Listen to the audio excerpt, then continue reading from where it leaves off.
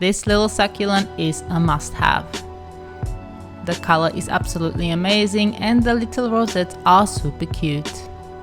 Graptopetalum Claret is a cross and the parents are thought to be Graptopetalum amethystinum and Graptopetalum rusbyi. Claret is a fairly decent hybrid, but it can sometimes play up.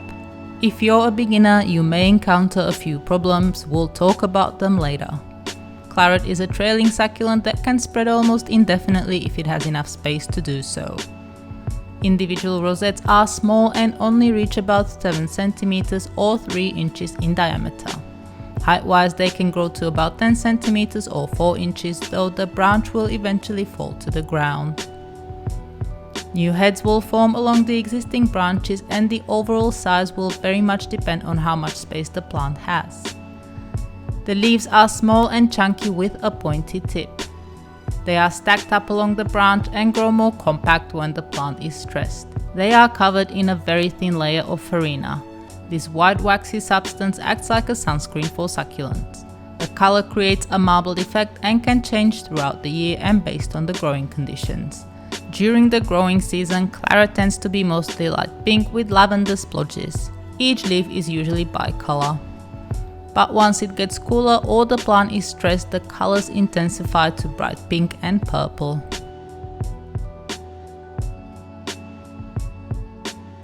Graptopetalum Claret is a sun lover and will grow best in a bright sunny spot outdoors. It does tolerate outdoor shade and filtered light, but is likely to be less colorful. It can grow leggy, tall and stretched as a result. Fungal diseases are also more likely to attack when succulents are grown in shaded spots that are often more humid. Sadly, Claret is not suitable to be grown indoors long term and will likely eventually die unless you have a plant growing lights, a sunroom or a huge sunny window. It should, however, tolerate overwintering and short stays indoors as long as it's kept in a super bright spot. This succulent can be grown in pots as well as frost-free gardens. If grown in pots, repotting every year or so will ensure a bigger multi-branch plant. Claret does tolerate being root-bound very well though and can even look better and more compact. Checking the roots even when not repotting though may be a good idea just in case root mealybugs make themselves at home. Root-bound plants will however not grow very big. If you only get light frosts and no snow during winter, you can grow this succulent in the garden. To help it establish and grow better, mix any type of potting mix in with the garden soil. The roots tend to be quite thin and can find it difficult to break through hard garden soil. By cultivating and mixing in a bit of potting mix, you'll add nutrients and improve the soil structure. When growing succulents in the garden, it's best to choose a slope, raised beds or a spot where water doesn't pool after the rain.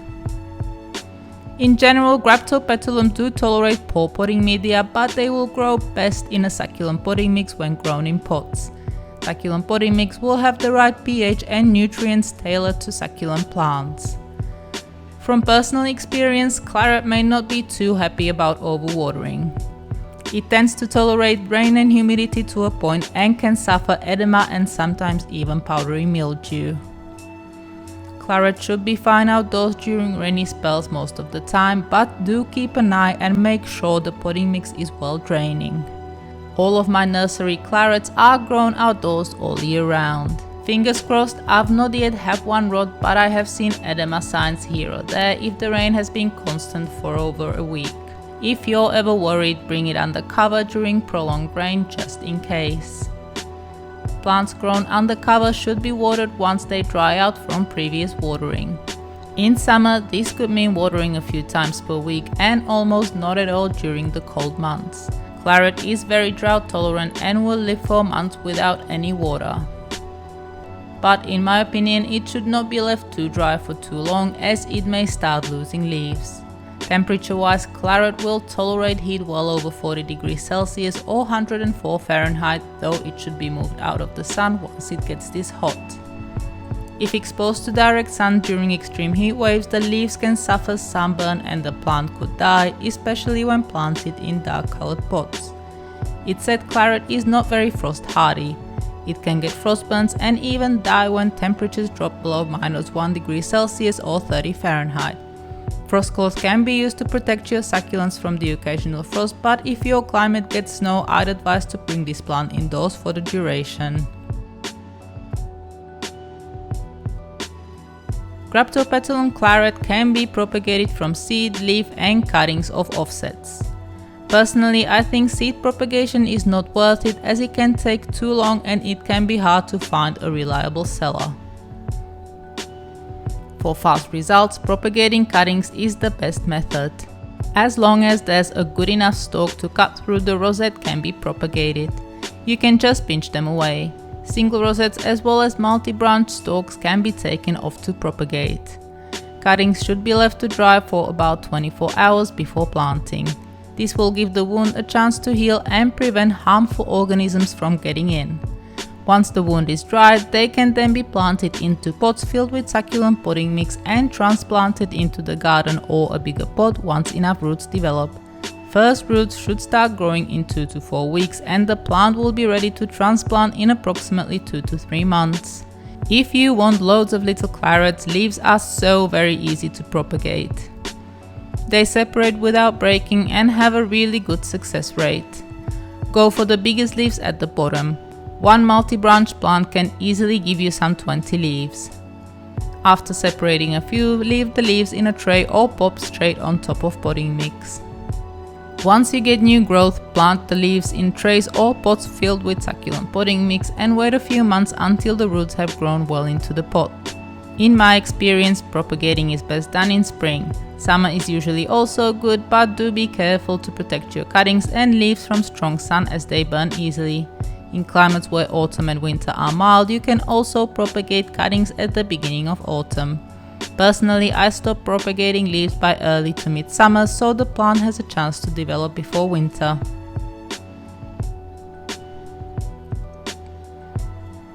So unfortunately, claret tends to get attacked by all the succulent pests frequently.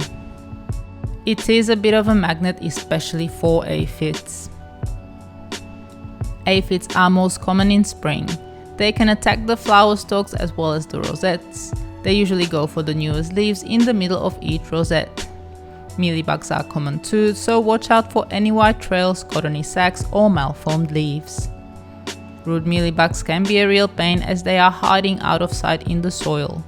They particularly like root-bound plants, so do check on those roots every year or so if you're not reporting regularly. And bigger pests such as snails, slugs, caterpillars and grasshoppers can attack too. They are usually responsible for bigger damage and can take multiple leaves off in one sitting.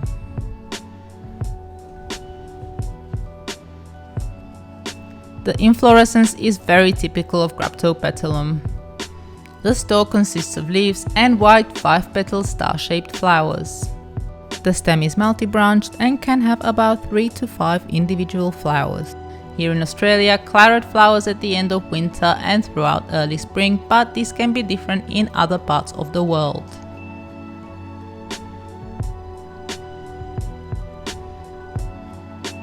All Graptopetalum are said to be non-toxic and safe for humans, dogs, cats, other pets and livestock.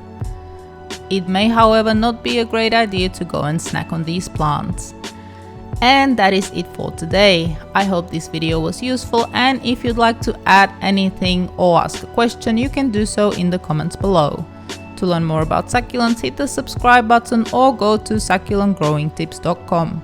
Thank you so very much for watching.